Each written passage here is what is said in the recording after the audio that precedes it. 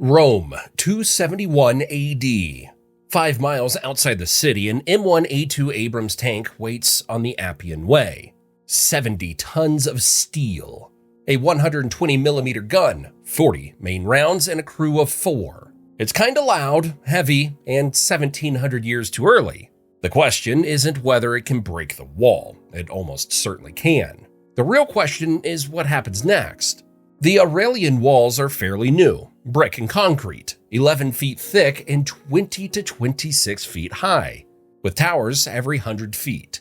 Each major road has iron gates. They were built to keep Rome's enemies out, but not something like this. The Abrams we're using is an M1A2 SEP, one of the US Army's most advanced variants. It carries about 500 gallons of fuel and mounts a 50 caliber machine gun along with two 7.62mm machine guns. It isn't invincible. The tracks, optics, and turbine intake are weak points. But against 3rd century weapons like spears, arrows, and catapults, it's virtually untouchable. First thing, the approach. The Appian Way is a paved road, perfect for a tracked vehicle. Moving carefully, the tank can cover the 5 miles to the city in about half an hour. However, there are real risks. Small stone bridges could collapse under its weight, and soft ground off the road could trap it. But on a dry day, the odds of something going seriously wrong are low, maybe 10 to 20% at worst. Step 1, done. The tank reaches Rome. Then come the lookouts. From the towers, they spot the dust and heat rising from the horizon. If they notice the tank a few miles out, Rome has maybe 20 minutes before it reaches the walls. That's just enough time to close the gates, sound the horns, and rush soldiers into position. The gates can be shut in 5 to 10 minutes, troops gather in about 15, and wagons or timber dragged into the streets to form crude barricades in 20. But that's it. There's no time to dig proper defenses. Now the tank crew has to decide, go for the gate or the wall. The gate's the weak spot. Aurelian gates are made of thick timber reinforced with iron. They're great against battering rams and fire, but not against a 120mm high explosive round. In practice, 1 or 2 shots are all it takes to punch through. The wall is tougher. That brick and concrete mass is about 11 feet thick and holds up to direct hits.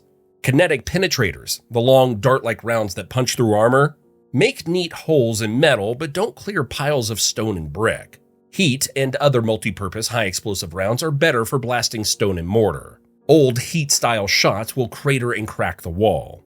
Estimates are rough, but with older explosives, you might need 15 to 20 heavy hits to open a lane big enough for a tank. Modern programmable multi-purpose rounds could cut that to perhaps 5 or 12, depending on the loadout. The practical rule is simple. If there's a gate, shoot the gate. It's faster and uses far fewer rounds. Alright, breach done. The tank drives in. From first shot to being inside is measured in minutes, not hours. The main gun and machine guns clear the approach. A squad of defenders in the plaza can be neutralized in seconds. The psychological effect is enormous. The walls are supposed to hold, and suddenly a chunk of them is gone. Expectations break. But cities aren't open fields. The Abrams is about 12 feet wide. Main avenues and big plazas are fine. Narrow lanes and residential streets are not. Tight turns, collapsed facades, and piles of stone are real dangers. A heavy pile of masonry can lift the hull so the tracks lose contact or even snap a track. The longer it moves through cramped streets, the higher the chance it gets stuck. Open space gives it freedom. Narrow streets equal trouble. The Romans obviously can't match the tank's firepower, and their spears and arrows can't pierce its composite armor. But they're not out of options. Instead, they can target what the tank truly depends on to fight: air, vision, and movement. Fire and smoke are a real threat. Burning tar, oil, or flaming bundles of straw and cloth poured onto the engine deck or into the air intake can choke the turbine. The Abrams runs on a gas turbine that needs a big, steady flow of clean air. Thick smoke and burning liquids can clog the filters and force a shutdown.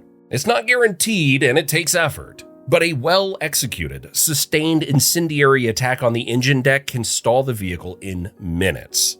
Height matters. Teams on towers and rooftops can drop heavy stones or topple timbers onto the tank, or fire huge bolts from ballistae. They won't pierce the armor, but they can dent housings, jam moving parts, or damage optics and sensors. Clogging is simple yet effective. Nets, sandbags, tarps, or even ropes tossed over periscopes and air intakes, and debris shoved into grills can foul systems fast. Remove mobility or vision and the tank's advantages start to disappear. And the Romans know their own city better than anyone. They can lure the tank into narrow streets or traps where it can't maneuver. Ammo and fuel also set the clock. 40 main rounds is not infinite. Each heavy use of the gun eats rounds fast. Breaching a gate uses 1 or 2. Blasting buildings and clusters of defenders takes more. Sustained high explosive work can chew through main gun ammo in 1 to 3 hours. The machine guns carry more belts, but they're less decisive against stone walls or barricades. Fuel isn't the immediate limiter. The Abrams carries roughly 500 gallons, enough for hours of operation. That gives us a practical timeline. During the first hour, the tank tears through the gate and pushes into open ground. It targets key landmarks. A gatehouse, a tower, maybe even a temple. That results in confusion and chaos.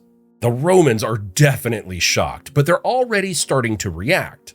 Within a few hours, the Romans begin to adapt. They light fires on rooftops and hurl burning oil and debris toward the tank's air intakes. Crews man either ballistae or scorpions, giant torsion-powered crossbows that fire heavy bolts, aiming for the tank's optics and any exposed equipment. Stones and bolts slam against the armor, denting panels and jamming external parts. As long as the tank keeps moving through open plazas and wide streets, it stays dangerous. But once it slows down or turns into narrow alleys, it quickly becomes a much easier target.